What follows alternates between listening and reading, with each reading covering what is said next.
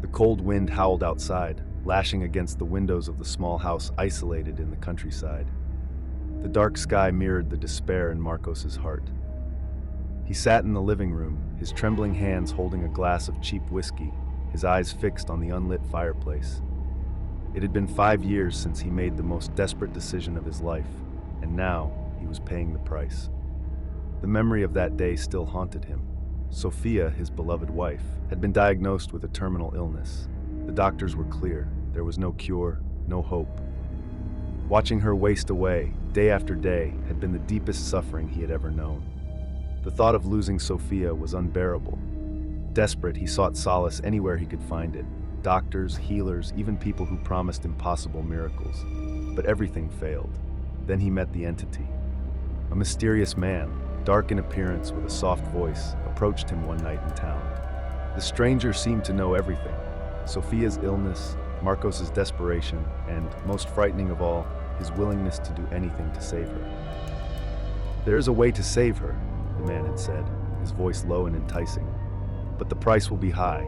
A sacrifice will be required every year, and the longer she lives, the more it will cost." At that moment, Marcos didn't hesitate. The idea of losing Sophia was far worse than any price he might have to pay.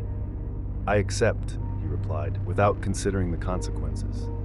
At first, the promise seemed miraculous. Sophia's health began to improve immediately. Within weeks, the illness that was consuming her had completely vanished. The doctors were baffled, but Marcos knew what had happened. He felt a mix of relief and guilt for keeping the pact a secret, but Sophia's smile and the joy in her eyes convinced him he had made the right choice. But soon, the true cost began to reveal itself. In the first year, the entity appeared in a dream, demanding the first sacrifice. "Give me one of your most precious memories," the voice had said, soft but relentless. Reluctantly, Marcos obeyed, surrendering the memory of his first kiss with Sophia, a moment he could never remember again. When he awoke, he felt an emptiness in his chest, but Sophia was alive and healthy. He tried not to dwell on the exchange. Every year, however, the price increased. The entity came, always silent and imposing, and took something more precious, something more fundamental. The sacrifice of a memory seemed small compared to what would come next. Now, 5 years later, Marcos barely recognized himself. He had given more than he ever imagined. His mind, body, and soul were fractured, and the pact he had made, in desperation, was slowly destroying him. The first year after the pact felt like a dream. Sophia was alive, full of energy, and her illness was a distant memory. The relief Marcos felt was indescribable. Every moment by her side was a silent celebration, as though life had restarted. They resumed making plans for the future, something that had once seemed impossible. She never knew what he had done, and he intended to keep it that way. Everything seemed to be back to normal. But as the anniversary of the pact approached, something changed. Marcos began to have nightmares, always featuring the same shadowy figure of the man who had promised to save Sophia. In his dreams, the man stared at him with piercing eyes, demanding payment. "It is time," the cold voice repeated. Marcos would wake up drenched in sweat, his heart racing. On the exact night of the first anniversary, Marcos dreamed of the entity again. This time, the encounter was clearer, more real. He found himself in a dark room, and the shadowy figure stood before him, unmoving. "Are you ready to pay the price?" the entity asked, its voice echoing as if from a place both far away and very near. "What do you want from me?" Marcos asked, his voice trembling. "One of your most precious memories," replied the entity, emotionless. "The memory of your first kiss with Sophia." Marcos froze. That was one of the most cherished memories of his life. The moment he knew, without a doubt, that he loved her. The thought of losing that memory was unbearable, but as he thought of Sophia's life, the choice became inevitable. "I accept," he murmured. The next morning, when he woke up, Marcos felt a strange absence inside. He knew instinctively that the memory had been taken. He still knew that he had kissed Sophia, but he could no longer recall the details. The place, the emotion, the softness of the touch. That moment had been erased forever. Sophia, however, was alive, healthy, and that should have been enough. Marcos tried to convince himself that the sacrifice had been worth it, but a feeling of loss began to form deep within his soul. The following years brought not only greater sacrifices, but also a transformation Marcos hadn't foreseen. With each anniversary of the pact, the entity demanded something deeper, something more essential. In the second year, it asked for his vision in his left eye. Marcos once again faced the shadowy figure, this time feeling a cold dread as he heard the new demand. He knew he was trapped in this pact, and with no alternative, he gave in. The next morning, when he woke up, his left eye was empty, lifeless, completely blind. He couldn't see even shadows from that side. Sophia, who until then hadn't noticed any significant changes in Marcos, realized something was wrong, but he deflected her concern, inventing a story about an accident with a chemical. She, worried, wanted to take him to the hospital, but Marcos refused, insisting it wasn't serious. But Sophia was alive, and although blindness was a terrible price to pay, Marcos forced himself to believe it was still worth it. However, as the days passed, he began to notice something even more unsettling. Sophia, though healthy, seemed different. She grew more distant, colder. There were moments when he looked at her and felt like he was staring at a stranger. She smiled, talked, but something behind her eyes seemed vacant, absent. Marcos wondered if it was just his own suffering that made him see this, or if the pact had changed Sophia in ways he couldn't understand. Every year, the entity returned, demanding more. On the third anniversary, it asked for his sense of taste, the pleasure of food and drink. On the fourth, it demanded his writing abilities, a talent he had always cherished. Marcos felt his identity slowly disintegrating, each piece lost, leaving a void nothing seemed to fill. His relationship with Sophia also deteriorated.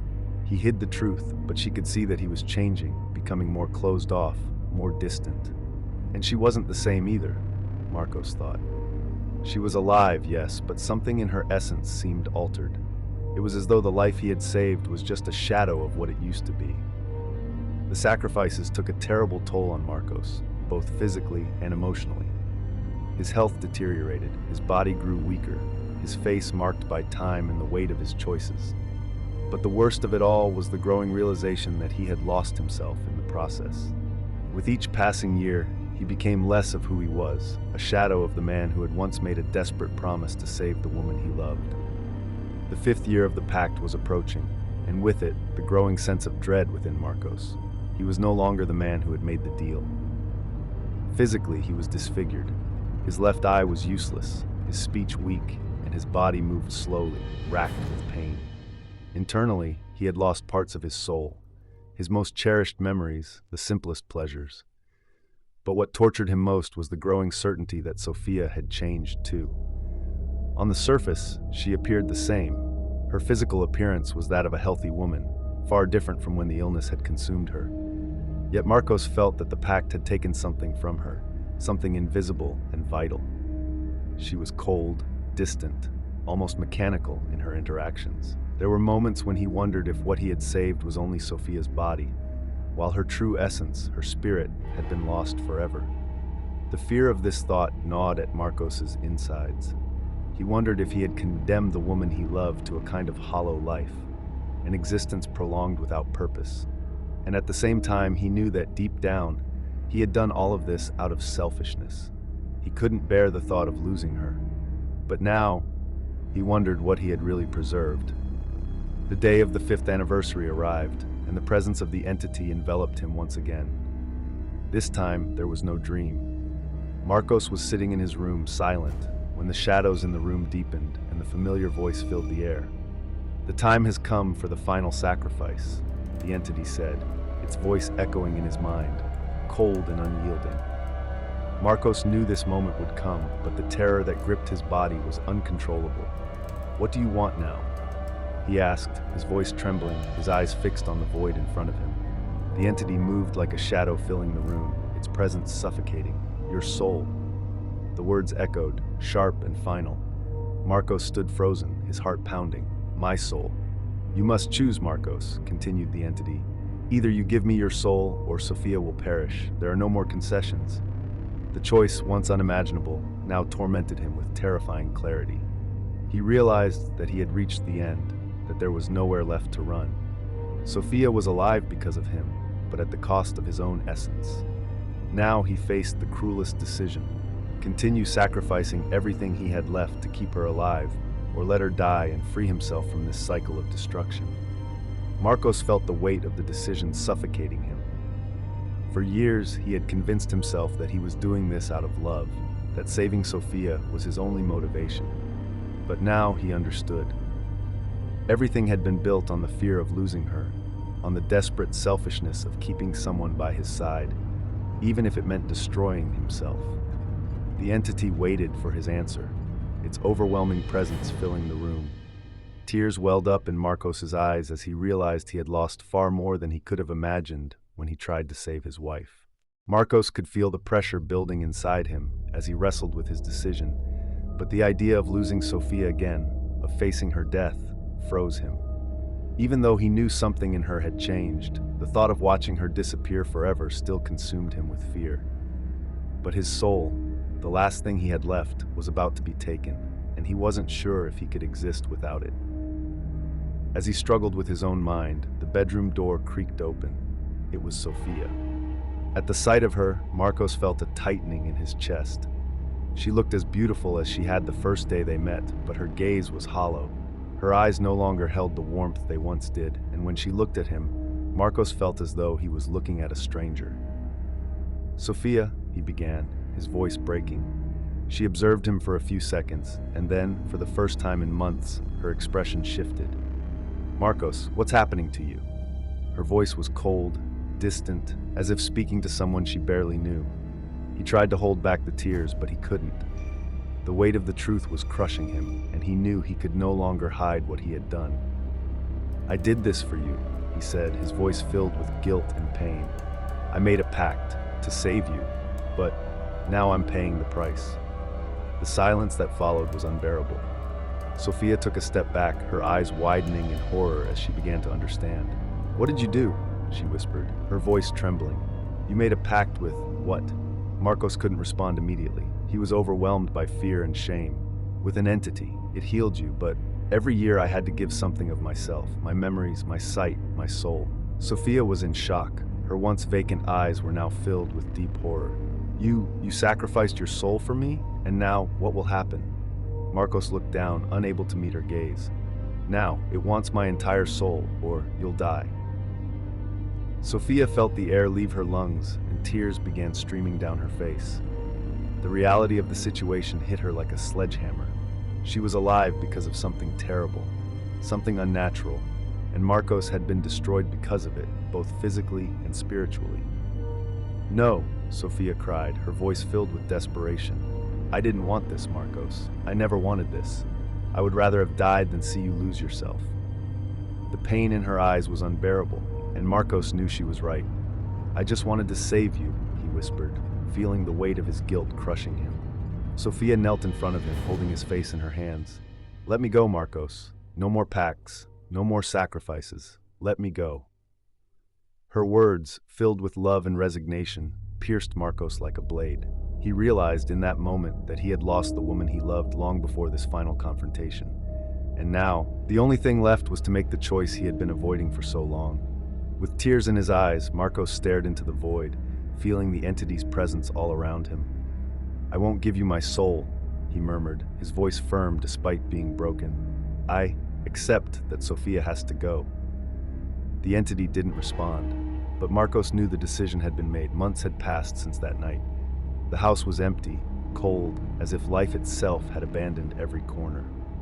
Marcos lived alone now, wrapped in a darkness that felt eternal. Sofia was gone, this time forever, and the pact had been broken. The entity never returned to claim his soul, but Marcos knew that something inside him had been taken forever. He could feel the constant absence of his own soul. Even though he had made the right choice, the weight of the pact still loomed over him like an indelible shadow. He continued to live, but he wasn't truly alive. Pieces of him, memories, feelings, sensations, had been lost forever, along with the woman he had tried to save. Now, only silence accompanied him, and Marcos knew that, even without the entity, the scars of the pact would remain with him forever.